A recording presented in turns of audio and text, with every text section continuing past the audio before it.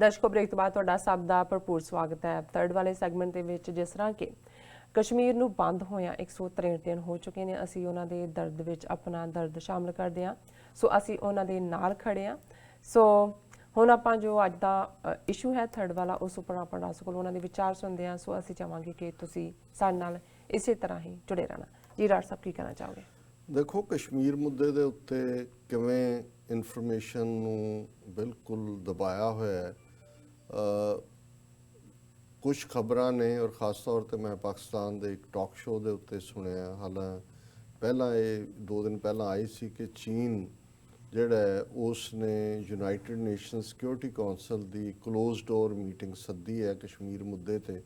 ਹਾਲਾਂ ਬਿਜ਼ਨਸ ਕੋਈ ਹੋਰ ਸੀ, ਸ਼ਾਇਦ ਪੁਰਤਗਾਲ ਜਾਂ ਕਿਸੇ ਹੋਰ ਤੇ ਕੁਝ ਡਿਸਕਸ ਕਰਨਾ ਸੀ, ਪਰ ਚਾਈਨਾ ਨੇ ਅਦਰ ਬਿਜ਼ਨਸ ਦੇ ਥੱਲੇ ਇਹ ਨੋਟਿਸ ਦਿੱਤਾ ਹੈ। ਔਰ ਇੰਡੀਅਨ ਮੀਡੀਆ ਨੇ ਕਿਹਾ ਸੀ ਜੀ ਕਿ ਫਰਾਂਸ ਨੇ ਜਿਹੜਾ ਹੈ ਉਹ ਇਹ ਚੈਲੰਜ ਕਰ ਦਿੱਤਾ। ਉਹਨੇ ਕਿਹਾ ਜੀ ਨਹੀਂ, ਇਹ ਬਾਈਲੈਟਰਲ ਇਸ਼ੂ ਹੈ ਔਰ ਇਸ 'ਤੇ ਗੱਲ ਨਹੀਂ ਹੋ ਸਕਦੀ। ਪਰ ਅੱਜ ਮੈਂ ਇੱਕ ਪਾਕਿਸਤਾਨੀ ਸ਼ੋਅ ਦੇ ਵਿੱਚ ਇਹ ਸੀ ਕਿ ਉਹ ਕਲੋਜ਼ ਡੋਰ ਮੀਟਿੰਗ ਹੋਈ ਕਸ਼ਮੀਰ ਦੇ ਮੁੱਦੇ 'ਤੇ। ਲੇਕਿਨ ਮੈਂ ਕਿਸੇ ਵੀ ਹੋਰ ਮੀਡੀਆ ਜਾਂ ਐਸੋਸੀਏਟਡ ਪ੍ਰੈਸ ਜਾਂ ਰਾਈਟਰ ਜਾਂ ਕਿਸੇ ਦੀ ਇਹ ਖਬਰ ਨਹੀਂ ਦੇਖੀ ਹੈ, ਪਰ ਮੈਨੂੰ ਲੱਗਦਾ ਵੀ ਪੋਸੀਬਲੀ ਹੋ ਸਕਦਾ ਹੈ ਕਿ ਜਿੰਨਾ ਕਿ ਇਹਨਾਂ ਦਾ ਹੁਣ ਇਨਫਲੂਐਂਸ ਹੈ ਇਹ ਇਹਨੂੰ ਨਿਊਜ਼ ਬਲੈਕ ਆਊਟ ਕੀਤਾ ਹੋਏ ਔਰ ਚਾਈਨਾ ਪਰਸਿਸਟੈਂਟਲੀ ਇਸ ਇਸ਼ੂ ਨੂੰ ਜਿਹੜਾ ਉਹ ਹਾਈਲਾਈਟ ਕਰ ਰਿਹਾ। ਔਰ ਜਿਹੜੀਆਂ ਖਬਰਾਂ ਖਾਸ ਤੌਰ 'ਤੇ ਹੁਣ ਕਿਤੇ ਨਾ ਕਿਤੇ ਭਾਰਤ ਨੂੰ ਅੱਖਾਂ ਦਿਖਾਉਣ ਦੀ ਲਾਈਨ ਵੀ ਅਮਰੀਕਾ ਦੀ ਚੱਲ ਰਹੀ ਹੈ, ਕਿਉਂਕਿ ਅਮਰੀਕਾ ਦਾ ਚਾਈਨਾ ਦੇ ਨਾਲ ਜਿਹੜੀ ਟ੍ਰੇਡ ਵਾਰ ਚੱਲ ਰਹੀ ਸੀ ਉਹਦਾ ਪਹਿਲਾ ਫੇਜ਼ ਜਿਹਦੇ ਥੱਲੇ ਦਸਤਖਤ ਹੋਏ ਨੇ ਉਹਦੇ 'ਚ ਉਹ ਸੈਟਲ ਹੋਇਆ।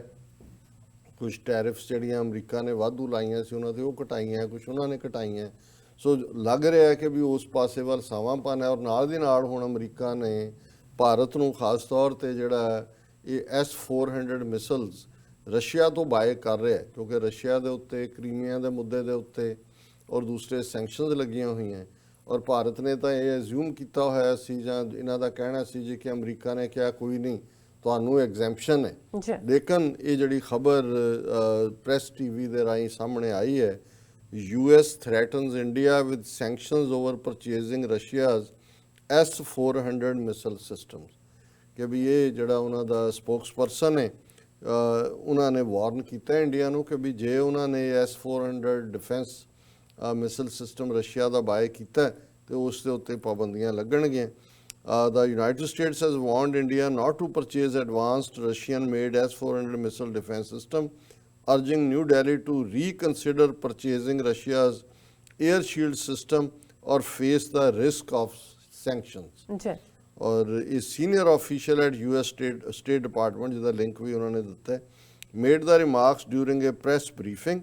और उहदे च उन्होंने ऑन वेडनेसडे यानी बुधवार पिछले कल stressing that the Asian country was not immune to Washington's sanctions over the deal with Moscow, just like Turkey, which is also under the threat of US sanctions over a similar deal purchasing the same missile platform। उन्होंने कहा जी कोई ਭਾਰਤ ਨੂੰ ਇਹਦੇ ਚੋਂ exception ਨਹੀਂ ਹੈ ਜਿਵੇਂ turkey ਨੂੰ ਨਹੀਂ ਹੈ, ਕੋਈ ਟਰਕੀ ਵੀ ਇਹੀ ਖਰੀਦ ਰਿਹਾ। ਉਹਨਾਂ ਨੇ ਕਿਹਾ ਜੀ ਉਹਦੇ ਤੇ ਸੈਂਕਸ਼ਨਸ ਨੇ, ਤੁਹਾਡੇ ਤੇ ਵੀ ਲੱਗਣਗੀਆਂ। ਸੋ ਮੈਨੂੰ ਇਹ ਲੱਗਦਾ ਹੈ ਕਿ ਵੀ ਇਹ ਹੁਣ ਇਹਨਾਂ ਦੀ 2+2 ਮੀਟਿੰਗ ਵੀ ਹੋ ਕੇ ਹਟੀ ਹੈ, ਸੈਕਟਰੀ ਆਫ ਡਿਫੈਂਸ ਔਰ ਸੈਕਟਰੀ ਆਫ ਫੋਰਨ ਅਫੇਅਰਸ, ਔਰ ਉਸ ਤੋਂ ਬਾਅਦ ਵੀ ਇਹ ਉਹਨਾਂ ਦਾ ਸਟੈਂਡ ਰਹਿਣਾ। ਇਹ ਦੱਸਦਾ ਵੀ ਅਮਰੀਕਾ ਜਿੱਥੇ ਚੀਨ ਨਾਲ ਆਪਣੇ ਲੈਵਲ ਤੇ ਡੀਲ ਕਰ ਰਿਹਾ ਹੈ, ਪਾਕਿਸਤਾਨ ਦੇ ਨਾਲ ਵੀ ਕਮਿਊਨੀਕੇਸ਼ਨ ਓਪਨ ਕੀਤੀ ਹੈ, ਕਿਉਂਕਿ ਪਾਕਿਸਤਾਨ ਦੇ ਫੋਰਨ ਮਿਨਿਸਟਰ ਈਰਾਨ ਗਏ ਨੇ, ਫਿਰ ਸਾਊਦੀ ਅਰੇਬੀਆ ਜਾਣਾ ਹੈ। ਪਾਕਿਸਤਾਨ ਕਿਤੇ ਨਾ ਕਿਤੇ ਮੀਡੀਏਸ਼ਨ ਕਰ ਰਿਹਾ ਕਿ ਈਰਾਨ ਔਰ ਅਮਰੀਕਾ ਦਾ ਜਿਹੜਾ ਟਕਰਾਅ, ਖਾਸ ਤੌਰ 'ਤੇ ਉਹਨਾਂ ਦੇ ਜਿਹੜੇ ਲੈਫਟੀਨੈਂਟ ਜਨਰਲ ਨੂੰ ਮਾਰਨ ਤੋਂ ਬਾਅਦ ਸੁਲੇਮਾਨੀ ਨੂੰ ਹੋਇਆ, ਇਹਨਾਂ ਨੇ ਮਿਸਲ ਦੇ ਅਟੈਕ ਕੀਤਾ ਬੇਸਿਸ 'ਤੇ, ਉਹਨਾਂ ਤੋਂ ਗਲਤੀ ਨਾਲ ਜਹਾਜ਼ ਸ਼ੂਟ ਡਾਊਨ ਹੋਇਆ। ਔਰ ਇਸ ਸਾਰੇ ਨੂੰ ਪਾਕਿਸਤਾਨ ਕਿਤੇ ਨਾ ਕਿਤੇ ਵਿਚੋਲਗੀ ਕਰ ਰਿਹਾ। ਸੋ ਜ਼ਾਹਿਰ ਹੈ ਕਿ ਅਮਰੀਕਾ ਜਿਹੜਾ ਇਹ ਸਮਝਦਾ ਵੀ ਪਾਕਿਸਤਾਨ ਦਾ ਰੋਲ ਜਦੋਂ ਇਸ ਸਾਰੇ 'ਚ ਮੋਰ ਇੰਪੋਰਟੈਂਟ ਹੈ, ਤੇ ਇੰਡੀਆ ਬਾਰੇ ਕਿਤੇ ਨਾ ਕਿਤੇ ਉਹਨਾਂ ਨੇ ਜਿਹੜਾ ਦੋਨੋਂ ਪਾਸੇ ਉਹ ਔਨ ਬੋਥ ਹੈਂਡਸ ਖੇਡ ਰਹੇ ਨੇ। ਔਰ ਟਰੰਪ ਨੂੰ ਉਸ ਖਿੱਤੇ ਬਾਰੇ ਕਿੰਨਾ ਕੁ ਪਤਾ ਹੈ ਉਸ ਦੀ ਇੱਕ ਉਦਾਹਰਣ ਅੱਜ ਸਾਹਮਣੇ ਆਈ। ਇਹ ਇੱਕ ਕਿਤਾਬ ਜਿਹੜੀ ਕਿ 2 ਬੜੇ ਜ਼ਬਰਦਸਤ ਰਾਈਟਰ ਨੇ ਜਿਨ੍ਹਾਂ ਨੇ ਪੁਲਟਜ਼ਰ ਉਹਨੂੰ ਕਹਿੰਦੇ ਨੇ, ਇਹ ਨੋਬਲ ਤੋਂ ਬਾਅਦ ਇੱਕ ਚੰਗਾ ਇਨਾਮ ਲਿਟਰੇਚਰ 'ਚ ਮੰਨਿਆ ਜਾਂਦਾ ਹੈ, ਉਹ ਇਨਾਮ ਵੀ ਉਹਨਾਂ ਨੇ ਜਿੱਤਿਆ ਹੋਇਆ। ਉਹਨਾਂ ਨੇ ਇੱਕ ਕਿਤਾਬ ਲਿਖੀ ਹੈ 417 ਪੇਜ ਦੀ, a very stable genius Philip Rucker और कैरल डी लियोनिक ये राइटर ने जी और ਉਹਦੇ ਚ ਉਹਨਾਂ ਨੇ ਇੱਕ ਬੜੀ ਦਿਲਚਸਪ ਵਾਕਿਆ ਦਿੱਤਾ ਹੈ ਕਿ ਵੀ 3 ਸਾਲ ਇਸ ਕਿਤਾਬ ਦੇ ਵਿੱਚ ਜਿਹੜੇ ਟਰੰਪ ਦੇ 3 ਸਾਲ ਹੋਏ ਨੇ ਇਹਦਾ ਲੇਖਾ ਜੋਖਾ ਹੈ ਵੀ ਉਹਨੇ ਕੀ ਉਹਦਾ ਰਵੱਈਆ ਰਿਹਾ ਜਾਂ ਉਹਦੇ ਚ ਉਹਨੇ ਜਿਹੜਾ ਲਿਖਿਆ ਹੈ, ਉਹਦੀ ਹੈਡਲਾਈਨ ਉਹਨਾਂ ਦੇ ਆਪਣੇ ਮੀਡੀਆ ਨੇ ਲਾਈ ਹੈ ਕਿਉਂਕਿ ਵਾਸ਼ਿੰਗਟਨ ਪੋਸਟ ਨੇ ਇਸ ਕਿਤਾਬ ਤੇ ਬੇਸ ਤੇ ਰਿਪੋਰਟ ਕੀਤੀ ਹੈ ਜੀ when Trump's poor knowledge of India China geography left Modi stumped ਕਿ ਮੋਦੀ ਔਰ ਟਰੰਪ ਦੀ ਮੀਟਿੰਗ ਹੋ ਰਹੀ ਸੀ ਔਰ ਉਸ ਦੇ ਵਿੱਚ ਜਦੋਂ ਇੱਕ ਵਿਸ਼ਾ ਆਇਆ ਔਰ ਉਹਦੇ ਚ ਟਰੰਪ ਇਹਨੂੰ ਮੋਦੀ ਨੂੰ ਕਹਿੰਦਾ it's not like you have got China on your border ਵੀ ਤੁਹਾਨੂੰ ਕੀ ਫਿਕਰ ਕਰਨ ਦੀ ਲੋੜ ਹੈ ਕਿ ਤੁਹਾਡਾ ਕਿਹੜਾ ਚੀਨ ਦੇ ਨਾਲ ਬਾਰਡਰ ਲੱਗਦਾ ਹੈ? ਤੇ ਉਹ ਅੱਖਾਂ ਖੋਲ ਕੇ ਦੇਖਦਾ ਰਿਹਾ ਵੀ ਇਹਨੂੰ ਇਹ ਵੀ ਨਹੀਂ ਪਤਾ ਕਿ ਉਹ 4000 ਕਿਲੋਮੀਟਰ ਦਾ ਬਾਰਡਰ ਚੀਨ ਨਾਲ ਸਾਰਾ ਝਗੜਾ ਹੀ ਡੋਕਲਾਮ ਹੋਏ ਬਾਟ ਹੋਏ ਦੂਜਾ ਹੋਏ। ਸੋ ਇਹਦੇ ਤੋਂ ਇੱਕ ਅੰਦਾਜ਼ਾ ਲਾਇਆ ਜਾ ਸਕਦਾ ਹੈ ਕਿ ਵੀ ਇੱਕ ਤਾਂ ਚਲੋ ਟਰੰਪ ਰਿਡੀਕਿਊਲ ਹੁੰਦਾ ਹੈ ਇਹ ਔਰ ਇਹ ਕੋਈ ਨਵੀਂ ਗੱਲ ਨਹੀਂ ਹੈ। ਜੋ ਆਪਣੇ ਜਦੋਂ ਜੂਨੀਅਰ ਬੁਸ਼ ਜਿਹੜਾ 2 ਟਰਮ ਪ੍ਰੈਜ਼ੀਡੈਂਟ ਰਿਹਾ ਉਹਨੂੰ ਇਹ ਪਤਾ ਹੀ ਨਹੀਂ ਸੀ ਕਿ ਵੀ ਵਾਜਪਾਈ ਕੌਣ ਹੈ, ਇੰਡੀਆ ਕਿੱਥੇ ਹੈ, ਕੀ ਹੈ। ਇਹ ਸਾਰੇ ਆਪਣੇ ਕਿਸਮ ਦੇ ਲੋਕ ਹੁੰਦੇ ਨੇ। ਇਹਨਾਂ ਨੂੰ ਇਹ ਲੱਗਦਾ ਹੁੰਦਾ ਵੀ ਇੰਡੀਆ ਜਦੋਂ ਕਹਿੰਦੇ ਜੀ ਵਿਸ਼ਵ ਗੁਰੂ ਬਣ ਗਿਆ, ਯੋਗਾ ਗੁਰੂ ਬਣ ਗਿਆ, ਅਮਰੀਕਾ ਨੇ ਰੌਡੀ ਮੌਡੀ ਕਰਤਾ, ਹੌਡੀ ਮੌਡੀ ਕਿ ਵੀ ਪਤਾ ਨਹੀਂ ਉਹ ਜਾ ਕੇ ਹੱਥ ਧੋਂਦਾ ਹੋਣਾ ਕਹਿੰਦਾ what a dirty man all every time clings to me. ਉਹਨੂੰ ਇਹ ਵੀ ਨਹੀਂ ਪਤਾ ਕਿ ਵੀ ਇੰਡੀਆ ਤੇ ਚਾਈਨਾ ਦਾ ਬਾਰਡਰ ਲੱਗਦਾ ਹੈ। ਉਹਨੂੰ ਕਹਿੰਦਾ ਤੂੰ ਕਿਉਂ ਫਿਕਰ ਕਰਦਾ, ਤੁਹਾਡਾ ਕਿਹੜਾ ਬਾਰਡਰ ਲੱਗਦਾ। ਔਰ ਉਹਨੇ ਕਿਹਾ ਕਿ ਵੀ ਇਹ ਸਾਰਾ ਉਹਨੂੰ ਜਿਓਗ੍ਰਾਫੀ ਦਾ ਪਤਾ ਵੀ ਨਹੀਂ। Modi's eyes bulged out in surprise ਉਹਦੀਆਂ ਅੱਖਾਂ ਕਿ ਮੈਂ ਕਿਹਦੇ ਨਾਲ ਗੱਲ ਕਰ ਰਹੇ ਹਾਂ। ਵੈਸੇ ਤਾਂ ਮੋਦੀ ਨੂੰ ਵੀ ਉਨਾ ਕੀ ਪਤਾ ਹੈ ਜਿੰਨੀ ਚਾਹ ਬਣਾਉਣ ਵਾਲੇ ਨੂੰ ਆਲਾ ਚਾਹ ਵੀ ਨਹੀਂ ਬਣਾਈ ਹੋਈ ਇਹਨੇ। ਉਹ ਵੀ ਝੂਠ ਜਿੱਥੇ ਕਹਿੰਦਾ ਮੈਂ ਆਪਣੇ ਪਿਓ ਨਾਲ ਚਾਹ ਵੇਚਦਾ ਰਿਹਾ, ਕਹਿੰਦੇ ਉੱਥੇ ਸਟੇਸ਼ਨ ਹੀ 15 ਸਾਲ ਬਾਅਦ ਖੁੱਲਿਆ ਜਿਹੜਾ ਸਾਲ ਉਹ ਦੇ ਰਿਹਾ। ਝੂਠ ਹੀ ਬੋਲਣਾ ਹੈ। ਕੋਈ ਹਾਂ ਕੋਈ ਐਜੂਕੇਸ਼ਨ ਦੀ ਕੋਈ ਡਿਗਰੀ ਨਹੀਂ, ਕੋਈ ਝੂਠ ਨਹੀਂ। ਜਿਹਨਾਂ ਦਿਨਾਂ ਛੁੱਟੀਆਂ ਸੀ ਉਦੋਂ ਕਹਿੰਦਾ ਮੈਨੂੰ ਡਿਗਰੀ ਮਿਲੀ। ਡਿਗਰੀ ਜਿਹੜੀ ਉਹ ਦਿਖਾ ਰਿਹਾ ਉਹ ਕੰਪਿਊਟਰ ਹੈ, ਜਦੋਂ ਕਿ ਇਹਨੇ ਪਾਸ ਕੀਤਾ ਇਹਦੇ ਕਹਿਣ ਮੁਤਾਬਕ ਉਦੋਂ ਕੰਪਿਊਟਰ ਹੈ ਹੀ ਨਹੀਂ ਸੀ। ਸੋ ਜਦੋਂ ਤੁਸੀਂ ਝੂਠ ਹੀ ਬੋਲਣਾ ਇੰਨਾ ਵੱਡਾ ਬੋਲੋ ਕਿ ਕੋਈ ਯਕੀਨ ਹੀ ਨਾ ਕਰ ਸਕੇ। ਸੋ ਮੇਰਾ ਖਿਆਲ ਹੈ ਹੁਣ ਆਪਾਂ ਮੈਸੇਜ ਪੜ੍ਹਦੇ ਹਾਂ ਆਪਣੇ ਦਰਸ਼ਕਾਂ ਦੇ। ਸੋ ਆਪਾਂ ਸਭ ਤੋਂ ਪਹਿਲਾਂ ਸਭ ਦਾ ਬਹੁਤ-ਬਹੁਤ ਸ਼ੁਕਰੀਆ ਅਦਾ ਕਰਦੇ ਹਾਂ। ਪਹਿਲੇ ਸੈਗਮੈਂਟ ਤੇ ਮਨਜੀਤ ਸਿੰਘ ਮਠਾਰੂ ਜੀ ਸਾਨੂੰ ਲਿਖਦੇ ਨੇ ਖਾਲਸਾ ਜ਼ਿੰਦਾਬਾਦ, ਖਾਲਸਾ ਅਸੈਂਡਿੰਗ ਹਾਈ, ਨੈਵਰ ਬੋ to a tyrant, humble to poor and needy, truth will win always, Khalsa ਜ਼ਿੰਦਾਬਾਦ ਉਹਨਾਂ ਨੇ ਕਿਹਾ।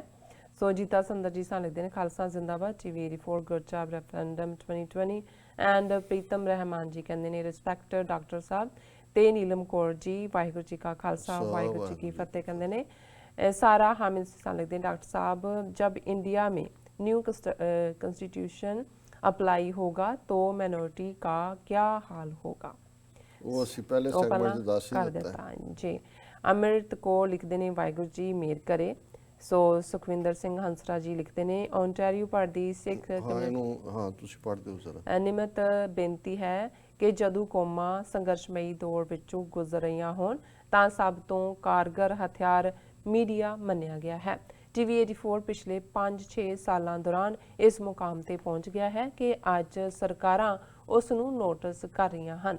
ਇਸ ਮੀਡੀਅਮ ਦੀ ਮਜ਼ਬੂਤੀ ਲਈ ਸਾਡਾ ਸਭ ਦਾ ਸਹਿਯੋਗ ਹੋਣਾ ਲਾਜ਼ਮੀ ਹੈ। ਆਓ 1 ਫਰਵਰੀ ਨੂੰ TV 84 ਦੀ ਚੜ੍ਹਦੀ ਕਲਾ ਲਈ ਇਕੱਠੇ ਹੋਈਏ। Challenge the darkness and an evening dedicated to TV 84 Saturday February 1st 2026 at 6:30 PM। ਸੋ ਉਹਨਾਂ ਨੇ ਅੱਗੋਂ ਸਪਰੈਂਜ਼ਾ ਬੈਂਕੁਏਟ ਹਾਲ ਲਿਖਿਆ। ਔਰ ਪਹਿਲਾਂ ਤਾਂ ਮੈਂ ਹੰਸਰਾ ਸਾਹਿਬ ਦਾ ਔਰ ਉਹਨਾਂ ਦੀ ਸਾਰੀ ਟੀਮ ਸਾਥੀਆਂ ਦਾ ਸ਼ੁਕਰੀਆ ਅਦਾ ਕਰਦਾ ਜੀ ਕਿ ਉਹਨਾਂ ਨੇ ਇਹ ਜਿਹੜਾ ਐਫਰਟ ਕੀਤਾ ਹੈ। ਬਿਲਕੁਲ 1 ਫਰਵਰੀ ਨੂੰ ਇਸ ਥਾਂ ਦੇ ਉੱਤੇ ਜਿਹੜਾ ਸਪਰੈਂਜ਼ਾ ਬੈਂਕੁਏਟ ਹਾਲ ਹੈ ਉਹਨਾਂ ਨੇ TV 84 ਦੀ ਚੜ੍ਹਦੀ ਕਲਾ ਲਈ ਫੰਡ ਰੇਜ਼ਿੰਗ ਜਿਹੜਾ ਉਹ ਰੱਖਿਆ, ਜਿਸ ਦੇ ਲਈ ਅਸੀਂ ਉਹਨਾਂ ਦਾ ਸ਼ੁਕਰੀਆ ਵੀ ਕਰਦੇ ਹਾਂ ਸਾਰੀ ਟੀਮ ਦਾ। ਔਰ ਜਿਹੜੇ ਸਾਡੇ ਟੋਰਾਂਟੋ ਸਾਰੇ ਏਰੀਏ 'ਚ ਰਹਿਣ ਵਾਲੇ ਵੀਰ ਭੈਣਾਂ ਨੇ ਉਹਨਾਂ ਨੂੰ ਅਸੀਂ ਬੇਨਤੀ ਵੀ ਕਰਾਂਗੇ ਕਿ ਉਹ ਇਸ ਦੇ ਵਿੱਚ ਸ਼ਮੂਲੀਅਤ ਵੀ ਕਰਨ, ਕਿਉਂਕਿ ਤੁਹਾਡੀਆਂ ਅਰਦਾਸਾਂ ਔਰ ਤੁਹਾਡਾ ਜਿਹੜਾ ਇੱਕ ਦਮੜੀ ਜਿਹੜੀ ਹੈ ਉਹ ਇਸ ਵੇਲੇ ਸਾਨੂੰ ਨਿਹਾਇਤ ਲੋੜ ਹੈ। ਹੰਸਰਾ ਸਾਹਿਬ ਨੇ ਮੈਨੂੰ ਕਾਲ ਕਰਕੇ ਪੁੱਛਿਆ ਕੁਝ ਹਫ਼ਤੇ ਪਹਿਲਾਂ ਕਿ ਅੱਜ ਕੱਲ੍ਹ ਕਿਵੇਂ ਹੈ। ਮੈਂ ਕਿਹਾ ਜੀ ਲੰਗਰ ਮਸਤਾਨੇ ਨੇ। ਕਹਿੰਦਾ ਕੋਈ ਨਹੀਂ ਅਸੀਂ ਐਫਰਟ ਕਰਦੇ ਹਾਂ ਔਰ ਅਸੀਂ ਦਸੰਬਰ 2012 ਦੇ ਵਿੱਚ ਜਿਹੜਾ ਹੁਣ 8ਵਾਂ ਸਾਲ ਸਾਡਾ ਸ਼ੁਰੂ ਹੋ ਗਿਆ, ਜੀ 7 ਸਾਲ 'ਚ ਸਾਡੀ ਕੋਸ਼ਿਸ਼ ਰਹੀ ਹੈ ਕਿ ਅਸੀਂ ਕੌਮ ਦੀ ਗੱਲ, ਪੰਥ ਦੀ ਚੜ੍ਹਦੀ ਕਲਾ ਦੀ ਗੱਲ ਔਰ ਭਾਰਤ ਦੇ ਨਕਸ਼ੇ 'ਚ ਕੈਦ ਜਿਹੜੀਆਂ ਅਕਲੀਅਤਾਂ ਨੇ ਉਹਨਾਂ ਦੀ ਆਵਾਜ਼, ਉਹ ਕਸ਼ਮੀਰ ਹੋਏ, ਨਾਰਥ ਈਸਟ ਹੋਏ, ਭਾਰਤ ਵਿਚਲਾ ਦਲਿਤ ਭਾਈਚਾਰਾ ਹੋਏ ਔਰ ਅੱਜ ਜੋ ਵੀ ਸਿਟੀਜ਼ਨਸ਼ਿਪ ਅਮੈਂਡਮੈਂਟ ਐਕਟ ਦੇ ਥੱਲੇ ਔਰ ਦੂਸਰੇ ਚੱਲ ਰਿਹਾ ਜੀ ਸੋ ਸਾਡਾ ਸੋਲ ਮੋਟਿਵ ਜਿਹੜਾ ਹੈ, ਔਰ ਅਸੀਂ ਸਿਧਾਂਤਕ ਤੌਰ ਦੇ ਉੱਤੇ ਕੋਈ ਵੀ ਜਿਹੜੀ ਰਿਲੀਜੀਅਸ ਵੈਲਿਊਜ਼ ਦੇ ਖਿਲਾਫ ਹੈ, ਨਾ ਸਾਡੇ ਕੋਈ ਜੰਤਰ ਮੰਤਰ ਤੰਤਰ ਦੀ ਐਡ ਹੈ, ਨਾ ਕੋਈ ਅਸੀਂ ਇਸ ਕਿਸਮ ਦੀ ਵਲਗੈਰਿਟੀ ਨੂੰ ਕਦੇ ਵੀ ਕੋਈ ਥਾਂ ਦਿੱਤੀ ਹੈ। ਔਰ ਮੀਡੀਆ ਦੇ ਤੌਰ ਤੇ ਅਸੀਂ ਜਿਹੜੇ ਸਾਡੇ ਇੰਟਰਵਿਊ ਹੁੰਦੇ ਨੇ ਗੁਫ਼ਤਗੂ ਦੇ ਥੱਲੇ ਸਾਡੀ ਕੋਸ਼ਿਸ਼ ਹੁੰਦੀ ਹੈ ਕਿ ਜਿਹੜੇ ਡਾਈਵਰਸ ਓਪੀਨੀਅਨ ਵਾਲੇ ਨੇ ਉਹ ਵੀ ਆਣ। ਸੋ ਅਸੀਂ ਜਿਹੜਾ ਇਹ ਆਸ ਕਰਦੇ ਕਿ ਜਿਹੜਾ ਇਹਨਾਂ ਨੇ ਹੰਸਰਾਜ ਸਾਹਿਬ ਔਰ ਉਹਨਾਂ ਦੀ ਟੀਮ ਨੇ ਜਿਹੜਾ ਐਫਰਟ ਸ਼ੁਰੂ ਕੀਤਾ ਹੈ ਉਸ ਦੇ ਵਿੱਚ ਤੁਸੀਂ ਵੱਧ ਤੋਂ ਵੱਧ ਜਿਹੜਾ ਨੰਬਰ ਵੀ ਦਿੱਤੇ ਜਿਹੜੇ ਸੰਪਰਕ ਕਰਨ ਵਾਸਤੇ, ਮੈਂ ਬੋਲਦਾ ਨਹੀਂ ਆ 90490545 9999 ਐਂਡ 4167234811। ਫਿਰ ਉਹਨਾਂ ਦਾ ਨੰਬਰ ਹੈਗਾ 4166747888। ਫਿਰ ਨੰਬਰ ਉਹਨਾਂ ਦਾ ਹੈਗਾ 4162686632। ਸੋ ਸਾਰਾ ਹਾਮਿਦ ਜੀ ਸਾਨੂੰ ਲਿਖਦੇ ਨੇ ਵਾਹਿਗੁਰੂ ਜੀ, ਐਂਡ ਸਾਜਿਦ ਅਹਿਮਦ ਵੀ ਖਾਲਿਸਤਾਨ ਬਣੇਗਾ ਇਨਸ਼ਾਅੱਲਾ ਲਿਖਿਆ ਉਹਨਾਂ ਨੇ। ਸੋ ਫਿਰ ਲਿਖਦੇ ਨੇ ਓਕੇ ਹਾਈ ਲਿਖਦੇ ਨੇ ਤੁਹਾਨੂੰ ਤੇ ਮੈਨੂੰ, ਸੋ ਥੈਂਕ ਯੂ। ਸੋ ਹਰਨੇਕ ਸਿੰਘ ਜੀ ਸਾਨੂੰ ਵਾਹਿਗੁਰੂ ਜੀ ਲਿਖਦੇ ਨੇ, ਐਂਡ ਅੱਗੇ ਰਾਜਵਿੰਦਰ ਸਿੰਘ ਜੀ ਫਤਿਹ ਬੁਲਾਉਂਦੇ ਨੇ। ਫਿਰ ਲਾਲ ਬਾਬੂ ਜੀ ਦੀ ਮੈਂ ਪੜ੍ਹਨਾ ਚਾਹੁੰਦੀ ਜੇ ਟਾਈਮ ਹੈਗਾ ਤੇ ਠੀਕ ਹੈ ਜੀ। ਜੱਜ ਵਕੀਲਾਂ ਲਿਸਟਾਂ ਟੰਗੀਆਂ, ਜੱਜ ਵਕੀਲਾਂ ਲਿਸਟਾਂ ਟੰਗੀਆਂ, ਇੱਥੇ ਖੁਦ ਨੂੰ ਵੇਚਣ ਲਈ ਡਾਕਟਰਾਂ ਨੇ ਵੀ ਰੇਟ ਰੱਖ ਲਏ, ਨਬਜ਼ ਮਰੀਜ਼ ਦੀ ਵੇਖਣ ਲਈ।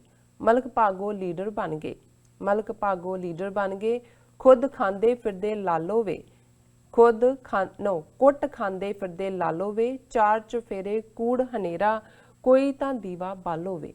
ਅੱਜ 13 ਤੋਲਦਾ ਨਹੀਂ, ਅੱਜ 13 ਤੋਲਦਾ ਨਹੀਂ, ਇਸ ਗੁਰੂਆਂ ਦੀ ਧਰਤੀ ਤੇ ਵਪਾਰੀਆਂ ਨੇ ਲੁੱਟ ਲਏ ਲੋਕੀ, ਰੇਟ ਲਗਾ ਕੇ ਮਨਮਰਜ਼ੀ ਦੇ। ਸਰਕਾਰੀ ਅਦਾਰੇ ਲੁੱਟ ਦਾ ਕੇਂਦਰ, ਸਰਕਾਰੀ ਅਦਾਰੇ ਲੁੱਟ ਦਾ ਕੇਂਦਰ, ਸਭ ਕਰਦੇ ਖਾ ਲੋ ਵੇ, ਚਾਰ ਚਫੇਰੇ ਕੂੜ ਹਨੇਰਾ, ਕੋਈ ਤਾਂ ਦੀਵਾ ਬਾਲੋ ਵੇ। ਵਿਦਿਆ ਵਿਚਾਰੀ ਤਾਂ ਪਰ ਉਪਕਾਰੀ, ਹੁਣ ਤੱਕੇ ਚੜੀ ਵਪਾਰੀ ਦੇ, ਨਿੱਜੀ ਖੁਦ ਦੇ ਸਕੂਲ ਖੋਲ ਲਏ, ਜੋ ਮਾਸਟਰ ਸਰਕਾਰੀ ਏ। ਬੱਚਿਆਂ ਤੋਂ ਵੱਧ ਝੋਲੇ ਭਾਰੀ, ਨਾ ਫੱਟੀ ਸਲੇਟਾਂ ਭਾਲੋ ਵੇ, ਚਾਰ ਚਫੇਰੇ ਕੂੜ ਹਨੇਰਾ, ਕੋਈ ਤਾਂ ਦੀਵਾ ਬਾਲੋ ਵੇ। ਆਦਮ ਖੋਰੇ ਕਾਨੂੰਨ ਬਣਾ ਕੇ, ਆਦਮ ਖੋਰੇ ਕਾਨੂੰਨ ਬਣਾ ਕੇ, ਕਹਿੰਦੇ ਦੇਸ਼ ਨੂੰ ਇੱਕ ਕਰਨਾ, ਮਕਸਦ ਸਭ ਦਾ ਇੱਕ ਹੀ ਹੁੰਦਾ, ਫਿਰਕਿਆਂ ਵਿੱਚ ਨਫ਼ਰਤ ਭਰਨਾ। ਇੱਕੋ ਧਰਮ ਤੇ ਰਾਸ਼ਟਰ ਨਾਰਾ, ਇੱਕੋ ਧਰਮ ਤੇ ਰਾਸ਼ਟਰ ਨਾਰਾ, ਬਾਕੀਆਂ ਨੂੰ ਦੇਸ਼ੋਂ ਨਿਕਾਲੋ ਵੇ, ਚਾਰ ਚਫੇਰੇ ਕੂੜ ਹਨੇਰਾ, ਕੋਈ ਤਾਂ ਦੀਵਾ ਬਾਲੋ ਵੇ। ਬਾਂਦਰਾਂ ਦੇ ਹੱਥ ਆ ਗਈ ਮਾਚਸ, ਬਾਂਦਰਾਂ ਦੇ ਹੱਥ ਆ ਗਈ ਮਾਚਸ, ਥਾਂ ਥਾਂ ਅੱਗਾਂ ਲਾਉਂਦੇ ਨੇ, ਘੱਟ ਗਿਣਤੀਆਂ ਨੂੰ ਫੌਜ ਪੁਲਿਸ ਤੋਂ ਖੁਦ ਫਿਰਦੇ ਮਰਵਾਉਂਦੇ ਨੇ। ਬਹਾਨਾ ਅਮਨ ਕਾਨੂੰਨ ਭੰਗਦਾ, ਬਹਾਨਾ ਅਮਨ ਕਾਨੂੰਨ ਭੰਗਦਾ, ਜਦੋਂ ਇਹ ਮਰਜ਼ੀ ਲਾ ਲੋ ਵੇ, ਚਾਰ ਚਫੇਰੇ ਕੂੜ ਹਨੇਰਾ, ਕੋਈ ਤਾਂ ਦੀਵਾ ਬਾਲੋ ਵੇ। ਇਹ ਲੇਖਕ ਹੈਗੇ ਨੇ ਲੱਖਾ ਜੀ। ਬਹੁਤ ਖੂਬਸੂਰਤ ਨਜ਼ਮ ਹੈ, ਔਰ ਜਿਹੜੇ YouTube ਤੇ ਮੈਸੇजेस ਨੇ ਉਹਨਾਂ ਨੂੰ ਅਸੀਂ ਅੱਜ ਨਹੀਂ ਪੜ੍ਹ ਸਕਾਂਗੇ। ਤਾਰਕ ਅਹਿਮਦ ਜੀ ਨੇ ਔਰ ਮਨਿੰਦਰ ਸਿੰਘ ਬੁੱਟਰ, ਬਲਵਿੰਦਰ ਸਿੰਘ ਜੀ ਨੇ ਕੁਝ ਸਵਾਲ ਕੀਤੇ ਨੇ, ਅਸੀਂ ਕੋਸ਼ਿਸ਼ ਕਰਾਂਗੇ ਕੱਲ ਦੇ ਪ੍ਰੋਗਰਾਮ ਦੇ ਵਿੱਚ ਉਹਨਾਂ ਸਵਾਲਾਂ ਦੇ ਜਵਾਬ ਦੇਣ ਲਈ। ਬਿਲਕੁਲ ਇੱਥੇ ਰਹਿੰਦੇ ਆ ਬ੍ਰੇਕ। ਵਿਊਅਰਸ ਤੁਸੀਂ ਨਾਲ ਇਸੇ ਤਰ੍ਹਾਂ ਹੀ ਜੁੜੇ ਰਹਿਣਾ, ਮਿਲਦੇ ਆ ਛੋਟੇ ਜਿਹੇ ਵਕਫੇ ਤੋਂ ਬਾਅਦ।